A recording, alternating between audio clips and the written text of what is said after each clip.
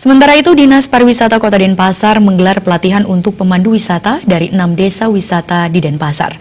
Latihan ini bertujuan untuk meningkatkan kompetensi para pemandu wisata. Pemandu wisata terpadu di Kota Denpasar tahun 2017 dibuka secara resmi oleh PLT Kepala Dinas Pariwisata Kota Denpasar, Anagung Bagus Sudarsana. Pelatihan ini berlangsung dari tanggal 28 hingga 30 Agustus, dihadiri sejumlah narasumber yang kompeten di bidangnya. Latihan ini diikuti oleh 20 orang dari perwakilan dari 6 desa wisata di Kota Denpasar yang telah memiliki SK dari Wali Kota Denpasar, yakni Desa Sanurkau, Sanur Kaja, Kelurahan Sanur, Desa Serangan, Desa Kesiman Kertalago, dan Desa Penati.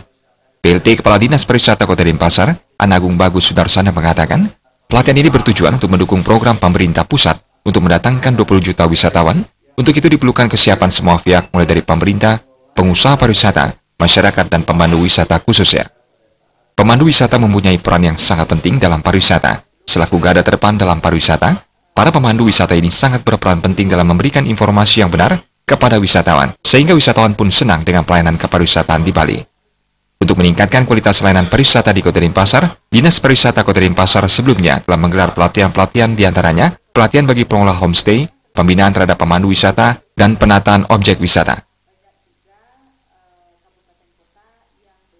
Bagaimana kita ingin meningkatkan daripada para pemandu-pemandu wisata yang ada, karena Pak Menteri sudah mengamanatkan kepada pemerintah kabupaten kota tentang target pariwisata untuk tahun 2019, yaitu sekitar 20 juta wisatawan mancanegara akan masuk ke Indonesia. Nah, apa upaya kita di pemerintah kabupaten kota? Nah, ini kita harus mempersiapkan diri dari segi yang pertama destinasinya, ini kita tingkatkan kualitasnya, infrastrukturnya, objek-objek wisatanya.